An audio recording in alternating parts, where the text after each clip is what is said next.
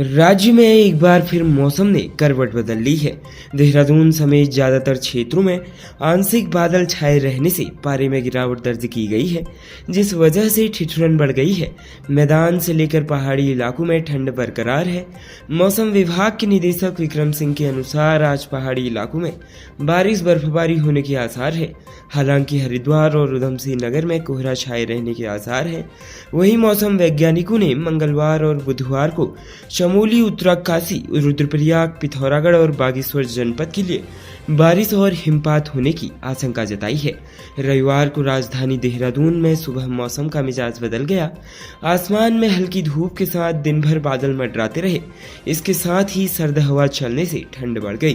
देहरादून में अधिकतम तापमान 18.5 डिग्री सेल्सियस रिकॉर्ड किया गया, जो कि सामान्य से 3 डिग्री सेल्सियस कम है। बता दें, मैदानी इलाकों में सुबह कोहरे से भी जनजीवन प्रभावित रहा। राज्य उत्तराखंड के मुख्यमंत्री पुष्कर सिंह धामी ने कहा कि एक भारत श्रेष्ठ भारत की विजन और चुनाव से पूर्व प्रदेश की जनता के समक्ष संकल्प रखे गए थे। संकल्प एवं उनकी आकांक्षाओं के अनुरूप हमारी सरकार प्रदेश में समान नागरिक संहिता लागू करने के लिए सदैव प्रतिबद्ध रही है। सीएम धामी ने कहा कि यूसीसी का मसौदा तैयार करने के लिए कमेटी 2 फरवरी को अपना ड्राफ्ट प्रदेश सरकार को सौंपेगी और हम आगामी विधानसभा सत्र में विधेयक लाकर समान नागरिक संहिता को प्रदेश में लागू करेंगे। समान नागरिक संहिता के लिए गठित विशेषज्ञ समिति का 4थी बार कार्यालय बढ़ा है। 27 मई 2022 ने समान नागरिक संहिता के परीक्षण एवं क्रियान्वयन को रिटायर्ड जज रंजना प्रसाद देसाई की अध्यक्षता में समिति का गठन किया गया था। इसके बाद समिति का 3 बार कार्यकाल बढ़ाया गया। 27 सितंबर 2023 को समिति का 4 माह का विस्तार दिया गया। इस दौरान समिति द्वारा सरकार को ड्राफ्ट रिपोर्ट सौंपने की संभावनाएं जताई जा रही थी। प्रदेश में जनपद उत्तरकाशी के बड़कोट स्थित कस्तूरबा गांधी बालिका छात्रावास गंगनानी में छात्रावास अधीक्षक द्वारा नन्ही बालिकाओं के साथ शारीरिक प्रताड़ना व कई बड़ी अव्यवस्थाएं करने का मामला सामने आया है। एसडीएम बड़कोट और बीईओ नौगांव के औचक निरीक्षण में मिली अनियमितता की पुष्टि के बाद वार्डन प्रभा भट्ट को तत्काल प्रभाव से जिला मुख्यालय में जिला परियोजना अधिकारी समग्र शिक्षा कार्यालय में अटैच कर दिया गया है।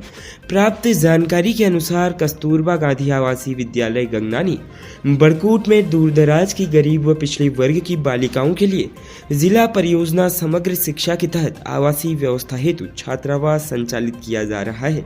छात्रावास में कक्षा 6 से 8 तक की लगभग 50 बालिकाएं रहती है। आरोप है कि यहाँ कार्यरत वार्डन प्रभा भट्ट की तानाशाहीपूर्ण व अड़ियल रवैये की वजह से बालिकाएं दहशत में थी।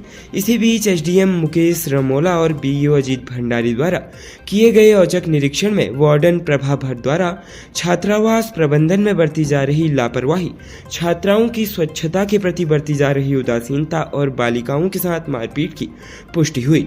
साथ ही यह भी स्पष्ट हुआ कि वार्डन प्रभा भट्ट के कारण सभी बालिकाओं में भय व्याप्त है। बीईओ अजीत भंडारी ने बताया कि बड़कोट के कस्तूरबा गांधी बालिका आवासीय छात्रावास गंगनानी में मिली शिकायत में निरीक्षण के दौरान हुई पुष्टि पर वार्डन प्रभा भट्ट को जिला परियोजना समग्र शिक्षा कार्यालय में अटैच करते हुए छात्रावास से कार्यमुक्त कर दिया गया है। वहीं एसडीएम मुकेश रमौला ने कहा कि बालिका छात्रावास में अव्यवस्था देखने को मिली। बालिकाओं द्वारा उनके साथ आए दिन शारीरिक प्रताड़ना और भय का माहौल पाया गया। इस कारण वार्डन को हटाकर अन्य वार्डन को इस छात्रावास की अतिरिक्त जिम्मेदारी दी गई है। प्रदेश की राजधानी देहरादून में विजिलेंस ने फर्जी ढंग से दरोगा की नौकरी करने वालों की रिपोर्ट शासन को सौंप दी है।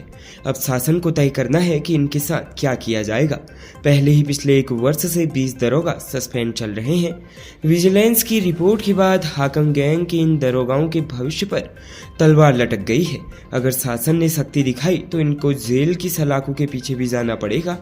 बताया जा रहा है कि जल्द सतर्कता समिति की बैठक में इन दरोगाओं के खिलाफ मुकदमे या अन्य कार्रवाई पर फैसला किया जाना है। मई 2022 में एसटीएफ ने यूके SSSC की स्नातक स्तरीय परीक्षा धांधली की जांच शुरू की थी। इस जांच में कई आरोपियों और नकल माफियाओं को गिरफ्तार भी किया गया। इस बीच पहले कुछ और भर्तियों में धांधली की बात सामने आई। पता चला कि 2015 में हुई दरोगा सीधी भर्ती परीक्षा में भी बड़े पैमाने पर धांधली हुई थी। मामले का खुलासा तब हुआ था जब नकल माफिया हाकम सिंह के साथ कुछ दरोगाओं की फोटो वायरल हुई थी। हाकम सिंह बकायदा दरोगाओं को ट्रेनिंग सेंटर तक छोड़ने गया था। तस्वीरों के सामने आने के बाद जांच का दायरा बढ़ाया गया था। शुरुआती जांच में साफ हो गया था कि ये दरोगा फर्जी ढंग से नौकरी हासिल करने वाले गैंग के संपर्क में थे और उनके जरिए ही नौकरी हासिल की है। परीक्षा पंतनगर विश्वविद्यालय ने आयोजित कराई थी। पुलिस मुख्यालय की संस्तुति के बाद इस मामले को विजिलेंस को सौंपा गया था। विजिलेंस ने 8 अक्टूबर 2022 को नकल माफिया समेत कुल 8 लोगों के खिलाफ हल्द्वानी सेक्टर में मुकदमा दर्ज किया था। पुलिस मुख्यालय ने जनवरी 2023 में 20 दरोगाओं को निलंबित कर दिया था। इस पूरे मामले में दरोगाओं और उनके परिजनों की संपत्तियों की जांच भी की गई। इसमें पता चला कि कुछ दरोगा ऐसे थे जिन्होंने अपने परिवार की संपत्तियां गिरवी रखकर माफिया को पैसे दिए थे। उस वक्त तक ये सब आरोप थे। बताया जा रहा है कि विजिलेंस को इनमें से कुछ दरोगाओं के खिलाफ ऐसे भी साक्ष्य मिल चुके हैं, लेकिन कई दरोगा ऐसे भी हैं जिनका इस मामले में बेवजह नाम घसीटा गया। वह अपने स्तर से परीक्षा में पास हुए थे। अब विजिलेंस ने पूरे मामले की जांच कर रिपोर्ट शासन को भेज दी है। कुल भर्ती दरोगाओं में से कम 33% दरोगा नाकाबिल हैं। इनमें से ज्यादातर को अपनी केस डायरी तक लिखनी नहीं आती है। इन सब कामों के लिए भी वह दूसरों का सहारा लेते हैं। 2015 में कुल 339 दरोगा सीधी भर्ती के माध्यम से भर्ती हुए थे। राज्य उत्तराखंड के जनपद उधम सिंह नगर के पंतनगर से एक दुखद वीडियो सामने आया है। इसमें एक बुजुर्ग कवि की कविता पढ़ते पढ़ते हार्ट अटैक से जान चली गई। पंतनगर में स्वयं सुरक्षा अभियान के तत्वाधान में राष्ट्रीय एवं भारतीय सेना के वीर जवानों के सम्मान पर आयोजित काव्य महोत्सव एवं सम्मान समारोह के मंच पर कविता पढ़ने के दौरान वृद्ध समाजसेवी सुभाष चतुर्वेदी की मौत हो गई। सुभाष चतुर्वेदी की उम्र 75 वर्ष थी। वह अपने यहाँ स्थानीय कवि के नाम से मशहूर थे। कार्यक्रम के आयोजक रजनीश पांडे ने बताया कि सुभाष चतुर्वेदी पहले भी 2 बार हार्ट अटैक आ चुका है। इस बार भी मृत्यु का कारण हार्ट अटैक बताया जा रहा है। हालांकि उस पर उन्होंने काफी शोक व्यक्त किया। खबरों में बने रहने के लिए धन्यवाद। खबरों से प्रकाशित रहने के लिए कुमाऊनी कुटुंब को सब्सक्राइब करना न भूलें तथा खबरों को शेयर कर सहयोग प्रदान अवश्य करें।